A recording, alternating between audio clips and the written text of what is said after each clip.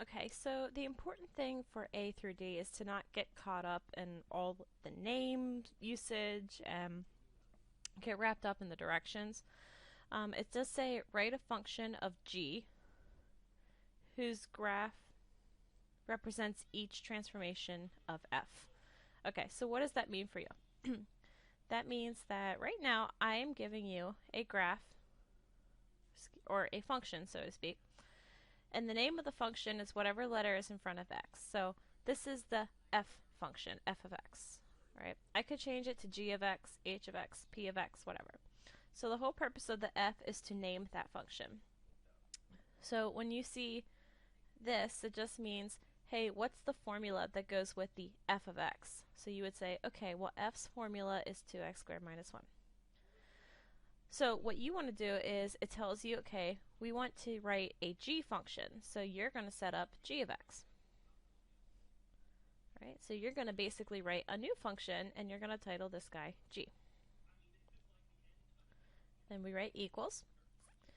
So what we're supposed to do is take the original problem and we're supposed to make everything go up by 3 units. So this picture, we would want to raise up 3. All that means for you is that you need to tack on a plus 3 on the end.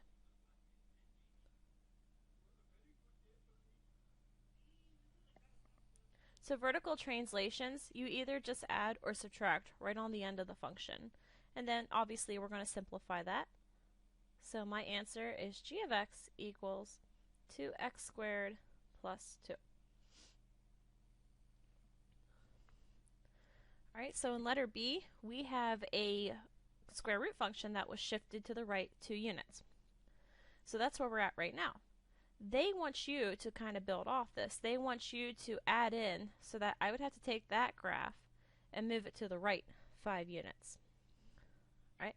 So the first thing I'm going to do is I'm going to set up the title of my graph, g of x equals. Now horizontal shifts, they'll always take place inside the square root. So inside the square root, I currently have x minus 2. If I want to move to the right, that means we're going to subtract. And we want to move 5 units. So I'm going to clean this up now, and I'm going to write g of x equals the square root of x minus 7. So if I were to graph this function, and then turn around and graph this function, you'll see that the previous function moved to the right 5 units. Letter C. So this is our current function. And we want everything to stay the same except we would like it to move to the left 2 units. Right. So I'm actually going to continue that right down here since I'm getting a little bit out of space here. And again, we're supposed to title it g of x. So our new function will be titled g. And then so far we have 1 over x plus 5 minus 1. Alright, so horizontal shifts, those will take place inside the parentheses, or in this case, in the denominator. So left actually means plus in horizontal world.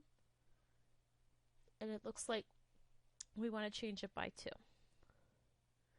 We're going to simplify that a little bit. And we get 1 over x plus 7 minus 1.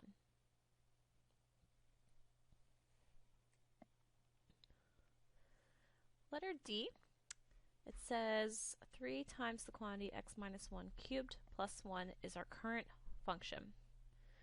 It looks like they actually want us to do 2 things here. They want us to shift left 2, and they want us to add a rule so that the whole thing shifts down 4. Alright, so step 1, we're going to title it g of x. It did not say anything about vertically shrinking or stretching, so the number in front is going to remain. Now inside the parentheses is where my horizontal changes will occur. So currently I have x minus 1, so we still want to copy that. That's still there.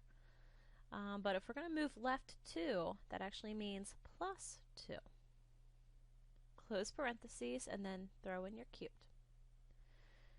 We still have a plus 1. That's still a part of the problem, but we want that answer to shift down 4 units. So if we want all of this stuff to go down 4, we just need to tack on minus 4 at the end. All right. So we can do a little bit of cleaning up here. So inside the parentheses, I'm going to have x plus 1, and 1 minus 4 gets me negative 3. So again, if I compared the f of x graph to the g of x graph, it should show that it moved left 2 units and also down 4 units. That's how they should compare.